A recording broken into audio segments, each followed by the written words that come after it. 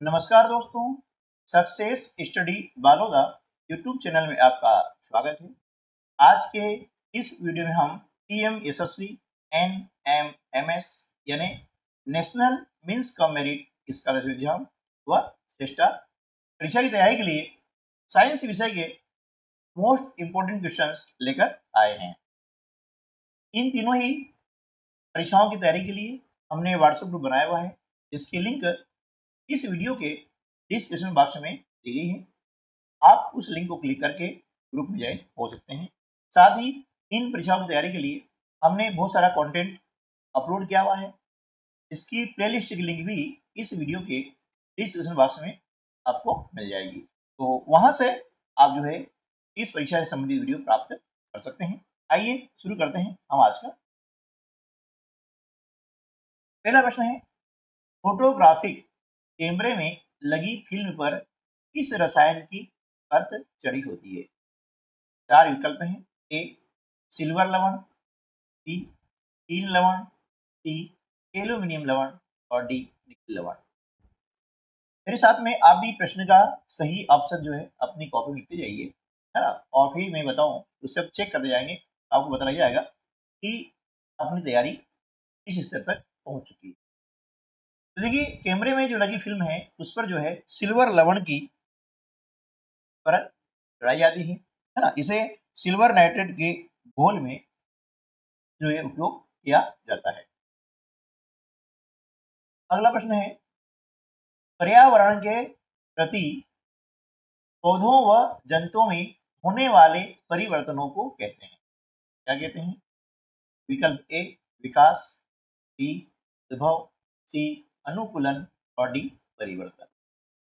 तो पर्यावरण के प्रति पौधों व जंतुओं में होने वाले परिवर्तनों को हम कहते हैं अनुकूलन। ऑप्शन सी जो है हमारा सही जवाब हो जाएगा। अगला प्रश्न है, भूभरण किस प्रकार के अपशिष्टों के निस्तारण की विधि है? ए ठोस अपशिष्ट, बी द्रव अपशिष्ट, सी गैस अपशिष्ट और डी उपरोक्त सभी। तो भूभरण जो है वह ठोस जो अपशिष्ट है उसके निस्तारण की विधि है।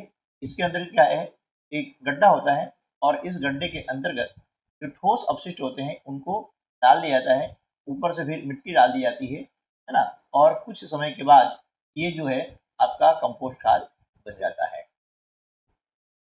अगला प्रश्न है, शरीर की अतिरिक्त शर्करा को ग्लाइकोजन में बदलने का कार्य कौन करता है? यकृत, रक्त या त्वचा? तो देखिए, इसका सही उत्तर है यकृत है ना। ठीक है, मानव शरीर की सबसे बड़ी ग्रंथि ये होती है यकृत। यकृत क्या है? मानव शरीर की सबसे बड़ी ग्रंथि है, जिसका जो मुख्य कार्य है, क्या कार्य है कि रक्त में जो उपस्थित अतिरिक्त ग्लूकोज रहता है उसे ग्लाइकोजन के रूप में परिवर्तित करके संचय करने का यकृत करता है। ठीक है ना। प्रश्न क्रमांक 5, टेस्टोस्टेरॉन हार्मोन हार्मोन किस अंतःस्रावी ग्रंथि द्वारा स्रावित होता है? टेस्टोस्टेरॉन हार्मोन किस अंतःस्रावी ग्रंथि द्वारा स्रावित होता है? ऑप्शन ए पीयूष ग्रंथि, बी अधिवृक्क, सी वृषण और डी अग्नि। इसका सही उत्तर आ जाएगा अधिवृक्क, ऑप्शन बी। टेस्टोस्टेरॉन जो एंड्रोजन समूह का एक क्या है, स्टेरॉइड हार्मोन है। ये जो टेस्टोस्टेरॉन हार्मोन है ना, एंड्रोजन समूह है, और इस एंड्रोजन समूह का एक क्या है, स्टेरॉइड हार्मोन है, जो कि अधिवृक्क अंतःस्रावी ग्रंथि द्वारा स्रावित होता है। अगला प्रश्न है, कौन सी बीमारी का कारक एक जीवाणु है? ए पोलियो, बी जलांतक, सी छोटी माता और डी टाइफाइड। ठीक है ना। देखिए, इसमें जो सही ऑप्शन क्या आएगा, टाइफाइड आ जाएगा। यानी ये जो टाइफाइड है ये बीमारी का कारक एक जीवाणु है। ठीक है ना। अब जीवाणु से यानी टाइफाइड को हम मियादी बुखार भी कहते हैं, है ना। टाइफाइड का नाम क्या है? मियादी बुखार। क्योंकि तो ऑप्शन में कई बार क्या होता है, मियादी बुखार भी आता है, तो याद होना चाहिए। अब जीवाणु द्वारा जो बीमारियां होती है उसको याद रखने के लिए एक मैं आपको ट्रिक बता रहा हूँ, है ना। वो ट्रिक क्या है, इसको याद रख लेंगे तो आपको समझ आ जाएगा। जैसे ये गोटी ने ना, निम्मों को, गोटी ने निम्मों को छटा, छटा भी कर सकते हैं ऐसे, छटा सीडी प्ले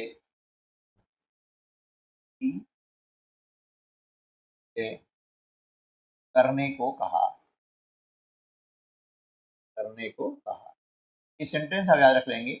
इसमें करने को क्या, ये साइलेंट है, इसका कोई उपयोग नहीं है। ये वाक्य को बनाने के लिए इसका उपयोग किया गया है। अब आगे देखते हैं इनसे क्या कौन कौन से जो बीमारी होती है जो जीवाणु द्वारा होती है। गोटी ने निम्मों को छटा सीडी प्ले करने को कहा, ठीक है।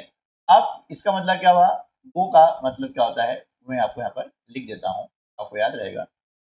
गो का मतलब होता है गोनोरिया, गोनोरिया, ठीक है, एक बीमारी होती है, ये भी जीवाणु द्वारा होती है। फिर टी का मतलब क्या है, टीटेनस, ये टी यानी टीटेनस। उसके बाद में निम्मो, है ना। अब निम्मो का मतलब क्या हो गया, निमोनिया, है ना, हो जाएगा निमोनिया। अब उसका क्या आता है ना, को यानी कोड़, को यानी क्या होता है, कोड़, ठीक है। उसके बाद में छठा, छ, ये वाला छ, छ का मतलब होता है क्षय रोग यानी टीबी रोग, टीबी बोलते हैं, क्षय रोग बोलते हैं। टा से टाइफाइड, टा से क्या जाएगा, टाइफाइड, ठीक है ना। उसके बाद में क्या आता है, सी, तो यहाँ लिखता हूँ मैं, सी से क्या हो जाएगा, सिफिलिस, ठीक है, सिफिलिस। क्या आता है, डी, डी से डिप्थीरिया, क्या हो जाएगा, डिप्थीरिया, ठीक है ना। ठीक आता है प्ले, प्ले से होता है प्लेग, होगा प्लेग। उसके बाद में आता है क, क से होता है काली खांसी, हो जाएगा काली खांसी। और हा से आ जाएगा हैजा। तो देखिए इस ट्रिक के द्वारा हम इतनी सारी बीमारियों के नाम याद रख सकते हैं कि ये जो सारी बीमारियां हैं ये जीवाणु से होने वाली बीमारियां हैं, है ना। ये क्या हो जाएगा, कोटी ने निम्मों को छठा सीडी प्ले करने को कहा, ठीक है। इतना आप यदि याद रख लेते हैं इतनी सारी बीमारियां आपको समझ में आ जाएगी कि ये सब जीवाणु से होने वाली बीमारियों के नाम हैं। अगला प्रश्न है, घास, कीट, मेंढक और सांप उपरोक्त खाद्य श्रृंखला में सांप है। ऑप्शन ए प्राथमिक उपभोक्ता, बी द्वितीयक उपभोक्ता, सी तृतीयक उपभोक्ता और डी उत्पादक। तो देखिए इस जो खाद्य श्रृंखला में है सांप है ये तृतीय उपभोक्ता है। अगला प्रश्न है, सबसे अच्छा विद्युत सुचालक है, ए सोना, बी तांबा, सी चांदी, डी एल्यूमिनियम। तो ये सबसे अच्छा विद्युत चालक है वह क्या है, चांदी है। क्यों है, क्योंकि इसमें बहुत अधिक संख्या में जो मुक्त इलेक्ट्रॉन, जो इलेक्ट्रॉन होते हैं वो बहुत अधिक संख्या में मुक्त होते हैं, इसलिए यह सबसे अच्छा विद्युत सुचालक माना जाता है। प्रश्न क्रमांक 9, एलपीजी का मुख्य तत्व कौन सा है, मीथेन, ब्यूटेन, मीथेन और प्रोपेन। एलपीजी का मुख्य जो तत्व है वो है ब्यूटेन। ऑप्शन बी जो है सही उत्तर जाएगा। अगला प्रश्न है, RNA में कौन सा नाइट्रोजनी क्षार अनुपस्थित रहता है या अनुपस्थित होता है? ए एडिनाइन, बी गुआनिन, सी थाइमिन, डी साइटोसिन। है ना? तो RNA में जो है थाइमिन क्षार होता है ना, नाइट्रोजन क्षार, यह अनुपस्थित होता है और बाकी सब इसमें उपस्थित होते हैं। अगला प्रश्न है, एक इलेक्ट्रॉन का द्रव्यमान कितना होता है? ठीक है, तो देखिए एक इलेक्ट्रॉन का जो द्रव्यमान होता है वो होता है 9.11 multiply by 10 at the power -20। ठीक है, कितने ग्राम होता है? ठीक है, आप देखिए कि यहाँ पर हम देख रहे हैं कि ये जो है द्रव्यमान दिया है, ये दशमलव के 4 अंक दिया हुआ है और हमने लिखा 2 अंक तक, ये दोनों मतलब एक ही होता है। तो इसका मान और इसका मान ये सेम होता है। ठीक है, ऑप्शन ए जो है हमारा सही जवाब हो जाएगा, ये आपको ध्यान। तो आज के वीडियो में बस इतना ही, मिलते हैं अगले वीडियो में, तब तक के लिए नमस्कार, जय हिंद।